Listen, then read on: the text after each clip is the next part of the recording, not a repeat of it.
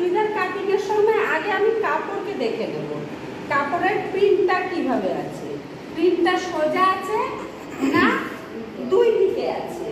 ঠিক আছে, একটা প্রিন্ট থাকে সোজা দিকে যাবে, আর একটা প্রিন্ট থাকে একটা সোজা যাবে একটা উল্টো যাবে, তাহলে ওটা যেমন খুশি কাটা যায়। কিন্তু এই প্রিন্টটা উপরের দিকে যাচ্ছে। ঠিক আছে, তাহলে এইটাকে আমাকে 2 ভাঁজে কাটতে হবে, মিনিমাম 4 ভাঁজে কাপড় কাটিং হবে। কিন্তু যেহেতু প্রিন্টটা এইভাবে, আমাকে এটাকে 2 ভাঁজে কাটিং করতে হবে। তখন প্রথমে এটা খুলে নেব,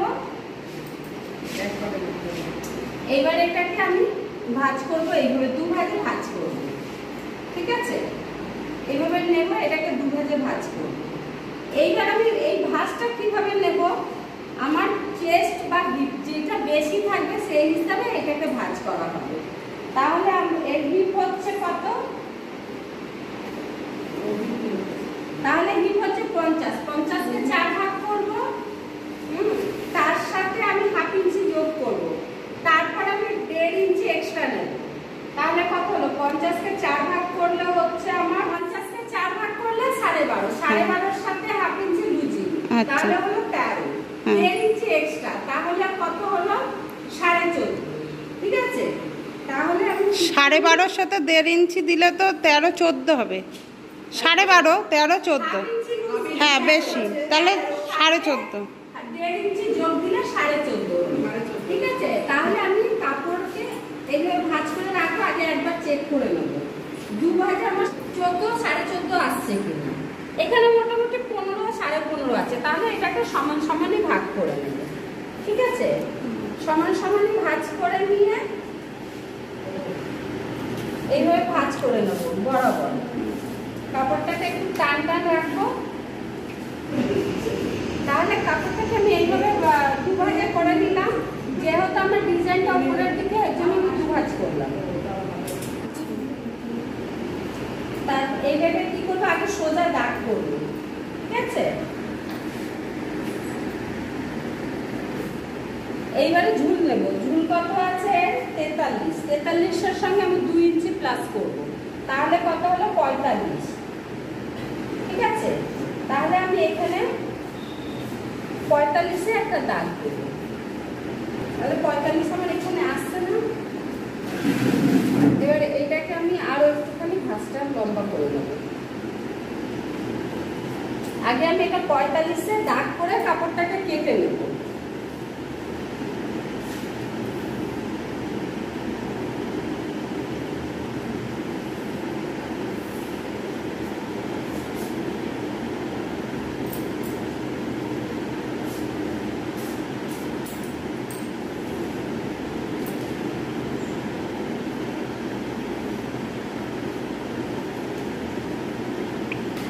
তাহলে প্রথমে আমি কাপড়টাকে কেটে নিলাম।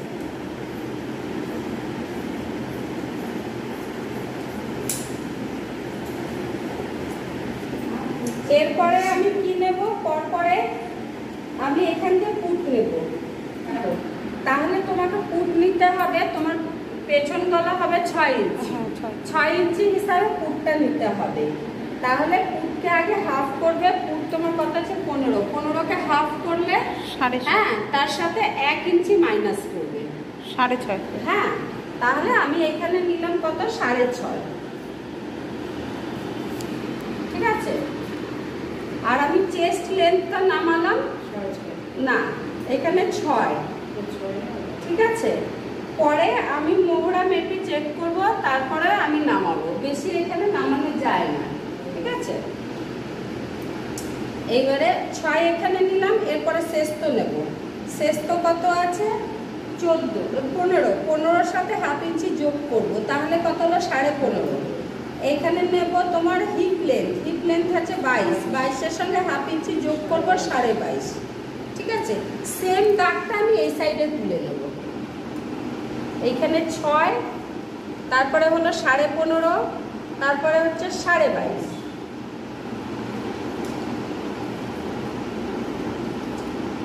এবার দাগটাকে আগে সোজা করে নেব।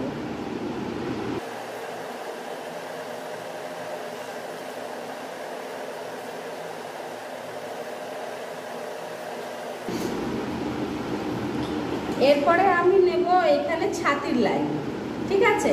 আগে আমি নিয়ে নেবো এখানে 6.5 ইঞ্চি নিয়েছি, আমি এখানেও 6.5 ইঞ্চি নিয়ে নেবো, ঠিক আছে। তারপরে নেবো ছাতি। ছাতি কত আছে? তাহলে ছাতি হচ্ছে 46, 46কে 4 ভাগ করবে, তাহলে কত হলো? 46কে 4 ভাগ করলে 40 আর 1.5, তার মানে 11, 11.5, 11.5, হাফ ইঞ্চি প্লাস করবে, তাহলে কত হলো? 12। তাহলে তুমি এখানে 12 ইঞ্চি নেবে, 2 ইঞ্চি সেলাই কাপড় এক্সট্রা নিয়ে নেবে। এরপরে চলে আসবে কোমরে। কোমর কত আছে তোমার এখানে? কোমর আছে 42, 42কে 4 ভাগ করবে 10.5, তার সাথে হাফ ইঞ্চি যোগ, তাহলে কত হলো? 11। তাহলে এখানে 11, আবার এখানে 2 ইঞ্চি নেবে। এবার হিপ কত আছে? 50, 50-এর 4 ভাগ হলো 12.5, তার সাথে হাফ ইঞ্চি যোগ, তাহলে কত হলো? 12.5 আর হাফ 13 ইঞ্চি। 13 এখানে নিলাম, 1.5 ইঞ্চি এখানে এক্সট্রা নিলাম সেলাই কাপড়, ঠিক আছে। হিপের জায়গায় 1.5 ইঞ্চি নেব, কোমরে আর ছাতির জায়গায় 2 ইঞ্চি নেব।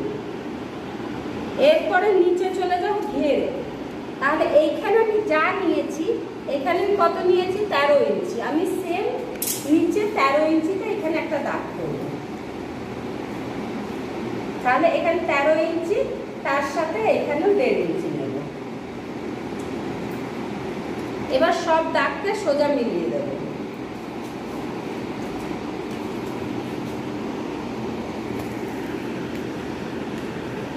এবার এই দাগের সাথে এটা মিলিয়ে যাবে।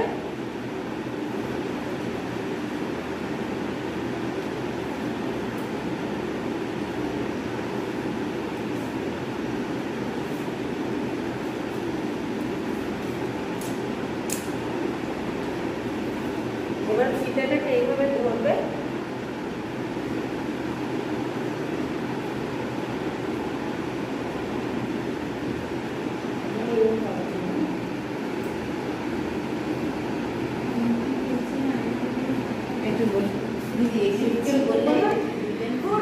এটা হিপ, এটা কোমর,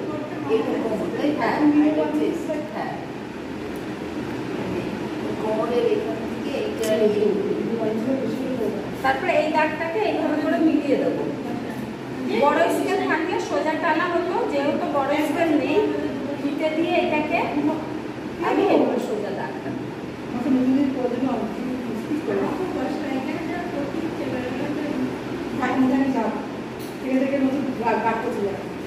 তাহলে আমার এই নিচের মাপটা হয়ে গেল। এবার আমি এখানে বগলের শেপ করব, তাহলে এইভাবে বগলের শেপটা এইভাবে দিয়ে দেবো। এবার হয়ে গেল। এখানে মোহরা কত আছে আমি মোহরা একবার চেক করে নেব।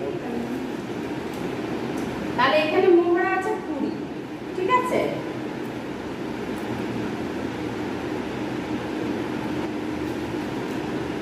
তাহলে 20 আমি এখানে চেক করে নেব।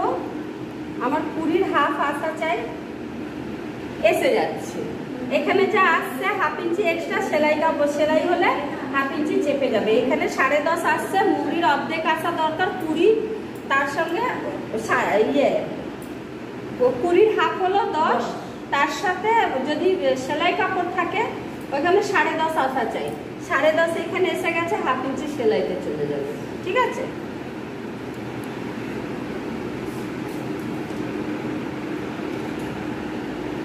তাহলে এবার এটাকে কাটিং করে নেব।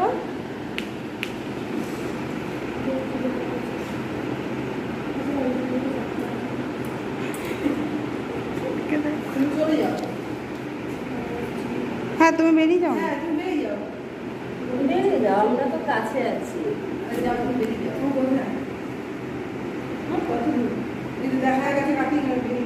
এবার এইটাকে কেটে দিলাম, ঠিক আছে।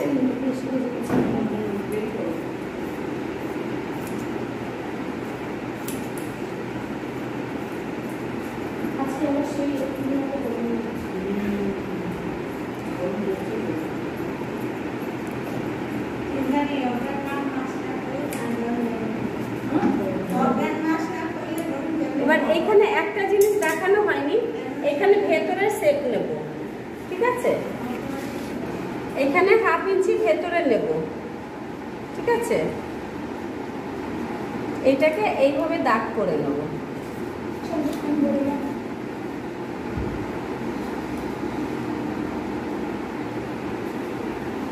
এবার এইখান দিয়ে একটা ডিপ শেপ দিয়ে দেবো, এইখান থেকে ডিপ শেপ। এইটা হচ্ছে আমার ভেতরের শেপ, ঠিক আছে? এটা সামনের শেপ, এটা পেছনের শেপ।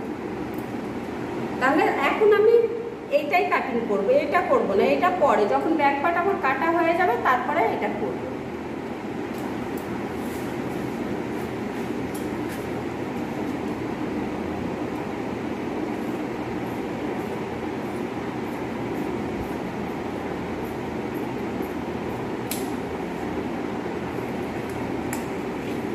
তাহলে এটা কমপ্লিট হয়ে গেল,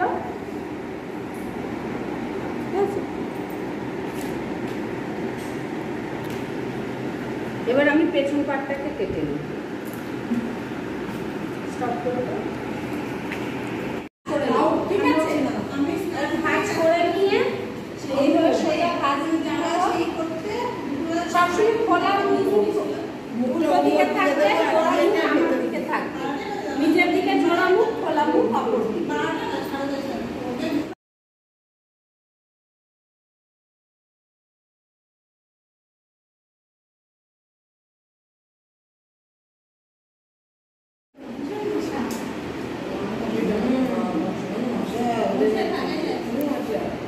এবার এটাকে এইভাবে দাঁড়াও, এটাকে পাতিয়ে নিলাম, ঠিক আছে?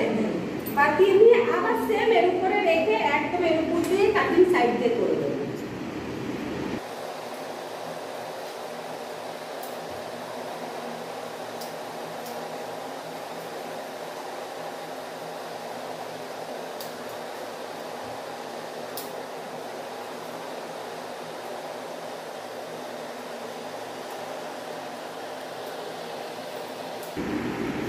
হয়ে গেল।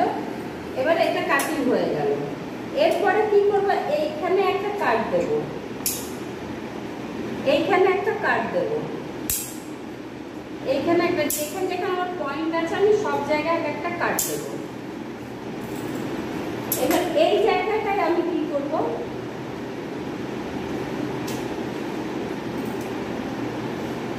নিচে থেকে 1/2 ইঞ্চি বেশি এইভাবে বাঁকিয়ে নিয়ে একটুখানি শেপ দিলাম, এটাকে ছেটে দেবো।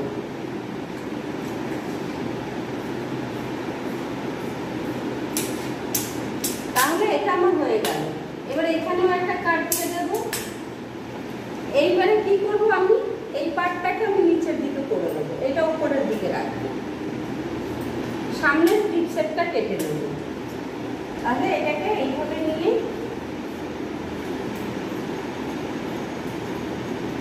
তাহলে এটা আমার সামনের পার্ট হয়ে গেল। যেটা ডিপ শেপ সেটা সামনের পার্ট হবে, আর যেটা নর্মাল শেপ সেটা পেছন পার্ট হবে। তাহলে হয়ে গেল।